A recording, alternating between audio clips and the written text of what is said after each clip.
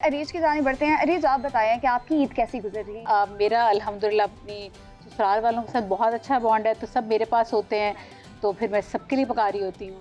और फिर हमारा थोड़ा सा ये भी होता है कि मैं ख़ास तौर पे इस चीज़ का एहतमाम करती हूँ कि जो कलेजी है वो हम बना के ऐसे लोग जिनको नहीं जिनके पास होता, फिर हम वो उधर भी लाजमी उनको शामिल करते हैं। क्या पकाती हैं? ये तो वो खाने वाले बता सकते हैं कि मैं क्या बना। हाँ, उन्होंने बताया ही होगा ना, कोई कमेंट्स आपको दिए होंगे क्या? कलेजी सब कहते हैं कि मैं अच्छी बनाती हूँ, रान अच्छी रोस्ट कर लेती हूँ, पाए अच्छे बनाती हूँ और निहारी अच्छी बना लेती हूँ। ये डॉक्टर इतनी टैलेंटेड है, अभी आपको इनकी एक चीज का तो पता ही नहीं है। क्या सर, ये जो बकरा कुर्बान कर देना उससे पहले उसकी फोटो भी ला लेते हैं। मैं खाल भी उतार चुकी हुई हूँ। ओह वाह, सीरियसली बस मेरी शादी के बाद, क्योंकि मेरे हस्बैंड वगैरह माशाल्लाह और बरसात वो यार वो क्या कहते हैं उसको जो वो कैलीग्राफी कैरोग्राफी ना कैलीग्राफी कैलीग्राफी कमाल है। Very nice. हाँ जी क्लिनिक तो देखी नहीं। वो नहीं घर च देखी है। Very nice. पॉडकास्ट खाना खिलाया था आपने? हाँ क्या खिलाया था ये बताएं। पाए थे और 2 साल आपको अच्छा क्या लगा था? कीमा था। कीमा था, खड़े कीमा मसाले का और कीमा बड़े था। मसाले का कीमा था। और खुद बनाया था। हाँ हाँ Very और nice. वो मैं मिट्टी की हांडी में बनाती मिट्टी की हूँ, हांडी तो पाए हैं क्योंकि मेरा मेरे पॉडकास्ट कब कर रही हैं? सर जी देखो Anytime. आप देखो इनका वो जो आर्ट है ना, वो एग्जैक्टली ऐसे है, बड़ा खूबसूरत। और नाम लिखे हुए हैं, अल्लाह के नाम लिखे हुए हैं और बहुत कुछ इन्होंने लिखा हुआ है और सारा कुछ देती नहीं जाता तो। डॉक्टर साहब अच्छा मैं सोच रहा था कि जाती तो मुझे कहेंगी मैं आपको गिफ्ट नहीं मैं आपको बिल्कुल बना दूंगी। खाना ही देता मैं खाना खाना। देखें डॉक्टर भी है जनाब, खाने भी अच्छे बनाते हैं। क्या यार की करते बट साहब इसमें भी साडा खत्म हो गई है। हाँ। साडे को कोई टैलेंट है हो जाए नहीं गा। शाबा कौन सी ऐसी शख्सियत आपके पास है, नाम चाहे ना लें, बड़ी शख्सियत जिसने अपना हुलिया चेंज करा दिया और आप थोड़ी अनकंफर्टेबल थी कि अजाब ही गल पै गया? तो याद मैं वैसे इस मामले के अंदर ना बहुत अपनी मर्जी की मालिक हूँ, मुझे कोई फोर्स करके कुछ नहीं करवा सकता। मुझे जो चीज़ लगती है कि नहीं होनी चाहिए मैं वो नहीं करती, और अगर उसको करवानी है तो वो कहीं और से बेशक करवा लें। Convince कैसे करती हैं? बस आप इनकार कर बस नहीं मैं समझाती हूँ। मेरा सबसे ज़्यादा टाइम हमेशा कंसल्टेशंस पे लगता है। मैं बात करती हूँ पेशेंट से और मैं अच्छा खासा टाइम लगाती हूँ। मेरा ख्याल है मैं वन ऑफ द डॉक्टर्स होंगी जो कोई 1 से 1.5 घंटे की कंसल्टेशन करती होगी, ठीक है?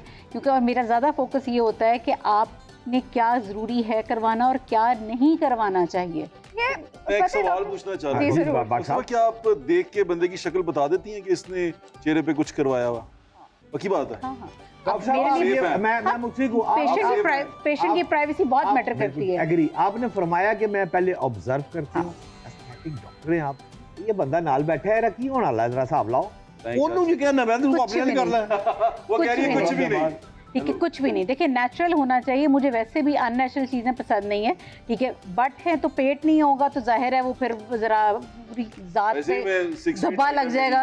6 फीट हाइट है मेरी ये। और नहीं वैसे भी लाहौर के अंदर जिसका पेट ना उसका रोब भी नहीं होता, उसकी बात कोई सुनता भी नहीं है। मेरी मर्जी के हिसाब से यहाँ पे दुनिया के सारे लोग नहीं हो सकते, मैं एक डिज़ाइन के लोग निकाल लेनी आप जरा अपने काम को एक्सप्लेन करें थोड़ा सा। ਤੁਸੀਂ ਇੰਟर्नशिप पे आई हो ना कोलो।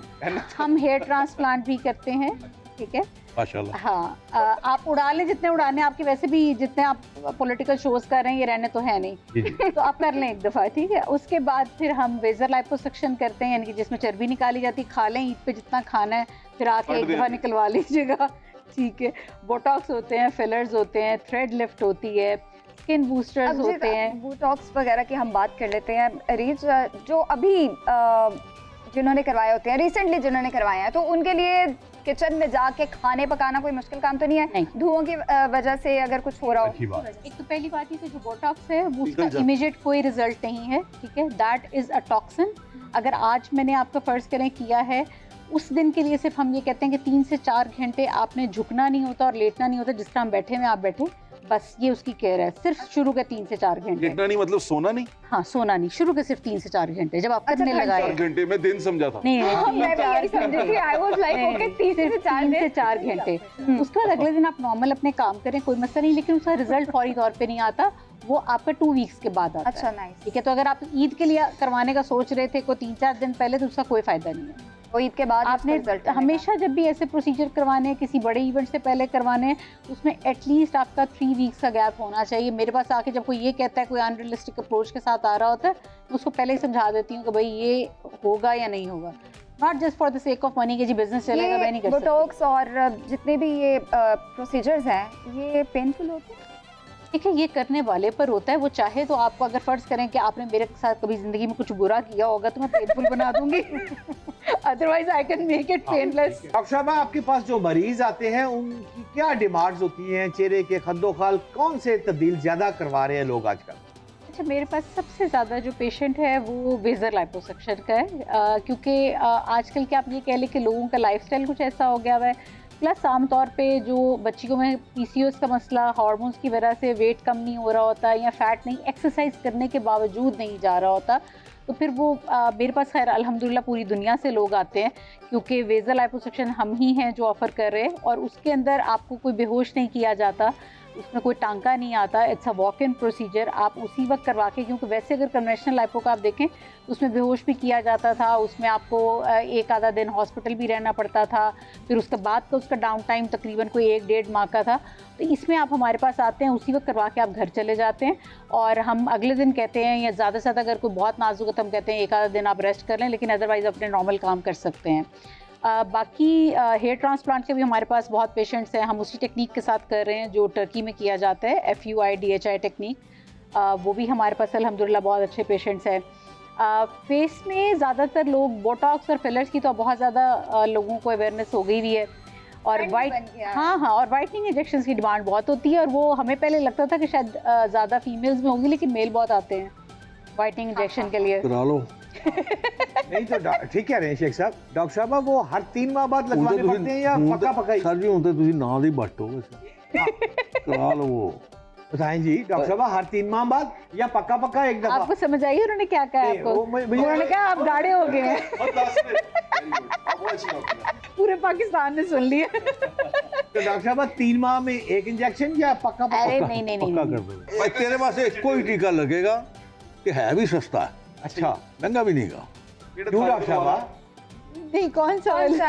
अब पता है डॉक्टर साहब, ठीक कह रहे हैं। वाइटनिंग का अब वाइटनिंग के अच्छे खासे महंगे होते हैं, हाँ। और एक नहीं लगता, उसकी सीरीज होती है, और उसके साथ थोड़ा सा एलैबोरेट करें जरा इसको। हाँ, जो वाइटनिंग इंजेक्शन लोगों को ये लगता है कि हम एक लगवाएंगे तो शायद हम एक टोन लाइटर हो जाएंगे, ऐसा नहीं है। इट्स अ सीरीज, आपको 8 से 10 कम से कम लगते हैं कि कोई रिजल्ट नजर आने में, स्टार्ट करने में। आईवी में लगते हैं, लाइक आपने वेन कहीं पर भी जहाँ आपकी है, हाँ। ठीक है, फिर तो ठीक। डाउन पैचमेंट्स ਜਿਹੜੇ ਨੇ ਤੁਹਾਡੇ ਖਤਮ ਕਰਨੇ ਨੇ, ਔਰ ਬਲ- ਕਿੰਨੇ basically- ਖਤਮ ਕਰਨੇ ਨੇ ਉਹ ਡਾਕਟਰ ਹੀ ਦੱਸ ਸਕਦਾ ਹੈ, ਕਿੰਨੇ % ਤੁਸੀਂ ਖਤਮ ਕਰਨੇ ਨੇ। ਮਤਲਬ ਤੁਸੀਂ ਹੁਣ ਇੰਨਾ ਹੀ ਕਰਾ ਲੋਗੇ ਤਾਂ ਮੁੜ ਕੇ ਨਜ਼ਰ ਹੀ ਨਾ ਆਵੇ। हाँ, हाँ, नहीं, और दूसरा उसके अंदर ये हो जाएंगे ये चिट्टे हो सकते हैं। चिट्टा बाटे। चिट्टा बाटे। एक्चुअली ये एंटीऑक्सीडेंट है, तो असल में पहले तो इसने आपकी बॉडी के अंदर जितनी रिपेयर, वेयर एंड टेयर है उसको देखना होता है, और ये अगर अपनी अमाउंट जितनी बॉडी में नीडेड है उससे ज़्यादा हो जाएगा, तो क्योंकि इसका साइड इफेक्ट वाइटनिंग है, इसका एक्चुअल जो मोड ऑफ एक्शन है वो वाइटनिंग नहीं है, ठीक है। जब ये बॉडी के अंदर आपकी ज़रूरत से ज़्यादा इकट्ठा होगा तो ये ब्राइटनिंग या लाइटनिंग का इफेक्ट देगा, और हाँ, और वो हर बंदे का डिफरेंट होता है, इरादा है आपका बॉडी करवाने वेट का? के हिसाब से मूड हमें। बन रहा है, बना रहा हूँ। बस ठीक है ਤੁਹਾਨੂੰ यार, ਘਰ ਵਾਲੇ ਵੀ ਨਹੀਂ ਪਛਾਣਨਗੇ। हाँ, मैं तो शायद यही चाह रही हूँ। और ਤੁਹਾਨੂੰ पता पूरे घर जे ये हो जा जे बाकी ने माशाल्लाह बड़े बड़े चिट्टे जे मान लो बड़े बड़े चिट्टे जे। नहीं, लेकिन उसमें एक प्रॉब्लम हो सकती है, मेरी पेशेंट के साथ हुई। अच्छा, अब उनका हमने काफ़ी अच्छा काम किया, और वो बड़ा अच्छा एक चेंज था, लेकिन जब वो दुबई एयरपोर्ट पे गई तो क्योंकि वहाँ पे वो स्क्रीनिंग होती है तो वो वहाँ पे जज ही नहीं कर रहा था। फिर उन्होंने कहा आप साइड पे आ जाए बीबी। ये करवा के घर जावे तो घर वाले ਨੂੰ ਬਾਹਰ ਕੱਢ ਦੇਣਾ। ਇਹ ਕਿਉਂ ਆ ਗਿਆ भाई हैं? अच्छा ਇਹਨੂੰ ਬਟਨ ਨਹੀਂ ਕਿਉਂ ਕਹਿੰਦਾ? नहीं, वैसे आप भी इतनी दफ़ा ना कहते, मानना मैंने भी नहीं था। शेख साहब, अपनी दसो। जिंदगी का आज कोई खूबसूरत या बचपन का वाकया सुना दो सर। इदा शो आज ना नहीं करनी तुसी।